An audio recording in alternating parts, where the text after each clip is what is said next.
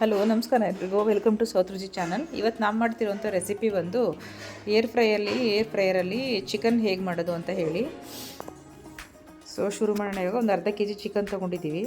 ಇವಾಗ ನೀಟಾಗಿ ವಾಶ್ ಮಾಡ್ಕೊಂಡು ಇಟ್ಕೊಂಡು ಇದಕ್ಕೆ ನಾನು ಫಸ್ಟ್ ಶುಂಠಿ ಬೆಳ್ಳುಳ್ಳಿ ಪೇಸ್ಟ್ ಹಾಕ್ಕೊಳ್ತಾ ಇದ್ದೀನಿ. ಒಂದು ಅರ್ಧ ಟೇಬಲ್ ಸ್ಪೂನಷ್ಟು ಶುಂಠಿ ಬೆಳ್ಳುಳ್ಳಿ ಪೇಸ್ಟು,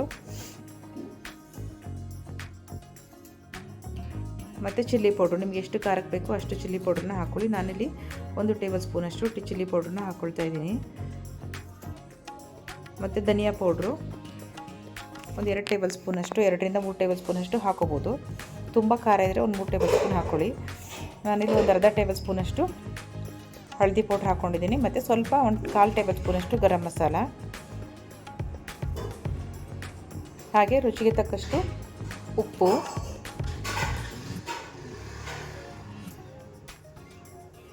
ಮತ್ತು ಮೊಸರು ಒಂದು 4 ಟೇಬಲ್ ಸ್ಪೂನಷ್ಟು ಗಟ್ಟಿ ಮೊಸರನ್ನ ಹಾಕೋತಾ ಇದ್ದೀನಿ. ಇದನ್ನೆಲ್ಲ ನೀಟಾಗಿ ಒಂದ್ಸಲ ಇವಾಗ ಮಿಕ್ಸ್ ಮಾಡ್ಕೋಬೇಕು.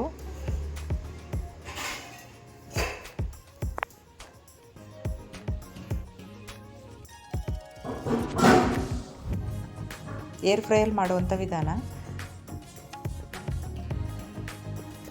ಆಯಿಲ್ ಕಮ್ಮಿ ಉಪಯೋಗಿಸಿ ಮಾಡ್ಬೋದು. ಆಯಿಲ್ ಬೇಕು ಅಂದರೆ ಮೇಲ್ಗಡೆ ಸ್ವಲ್ಪ ಕೂಡ ನೀವು ಸ್ಪ್ರೆಡ್ ಮಾಡ್ಕೋಬೋದು. ಹಾಗಾಗಿ ಲಾಸ್ಟಲ್ಲಿ ಒಂದು ಅರ್ಧ ನಿಂಬೆಹಣ್ಣನ್ನು ಹಿಂಡ್ಕೋತಾ ಇದ್ದೀನಿ. ಇವಾಗ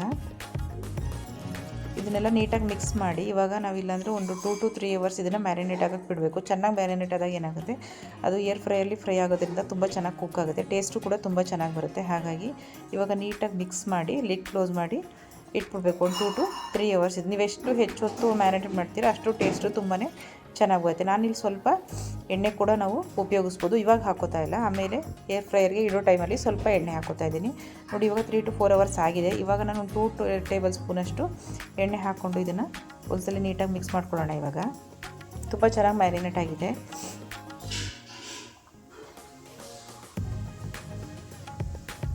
ಇವಾಗೆಲ್ಲ ಮಿಕ್ಸ್ ಆಗಿದೆ. ಏರ್ ಫ್ರೈಯರ್ಗೆ ಸ್ವಲ್ಪ ಆಯಿಲ್ ಹಾಕೋತಾ ಇದ್ದೀನಿ ಕೆಳಗಡೆಗೆ.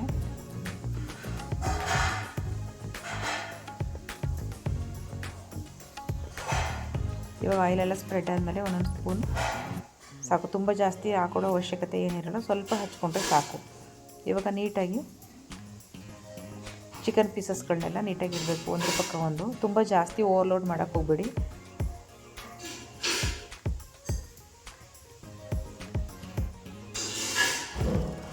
ಇವಾಗ ನೀಟಾಗಿ ಇಟ್ಕೊಳ್ಳಿ ಈ ಥರ.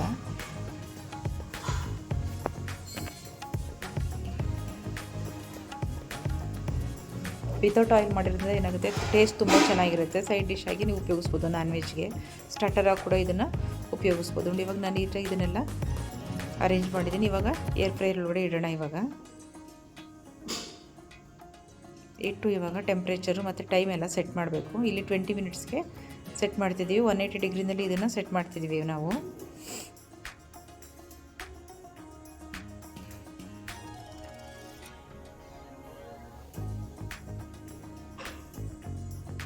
ಒಳ್ಳೆ ಟೆಂಪ್ರೇಚರ್ ಸೆಟ್ ಆಗ್ತಿದೆ. ಇವಾಗ 20 ಮಿನಿಟ್ಸ್ಗೆ ಸೆಟ್ ಆಗಿದೆ. ಟೈಮಿಂಗ್ಸ್ ಇವಾಗ 20 ಮಿನಿಟ್ಸು. ಟೆಂಪ್ರೇಚರ್ ಬಂದು 180 ಡಿಗ್ರಿ. ಇವಾಗ ಆನ್ ಆಗಿದೆ. ಈಗ 180 ಡಿಗ್ರಿ ಸ್ವಲ್ಪ ಒಂದು 10 ಮಿನಿಟ್ಸ್ ಆದಮೇಲೆ ಇವಾಗ ಅದನ್ನು ಸ್ವಲ್ಪ ನಾನು ಮೇಲ್ಗಡೆ ಸ್ವಲ್ಪ ಆಯಿಲ್ ಹಾಕೋತಾ ಇದ್ದೀನಿ. ಆಯಿಲ್ ಬೇಡ ಇಷ್ಟಪಡಲ್ಲ ಅಂತ ಅನ್ನೋರು ಅದನ್ನು ಹಚ್ಕೊಳ್ಳೋದೇ ಕೂಡ ಹಾಗೆ ಮಾಡ್ಬೋದು. ನಾನು ಸ್ವಲ್ಪ ಎಣ್ಣೆ ಹಾಕಿ ಇವಾಗ ಮತ್ತೆ ಪುನಃ ಇಡ್ತಾಯಿದ್ದೀವಿ.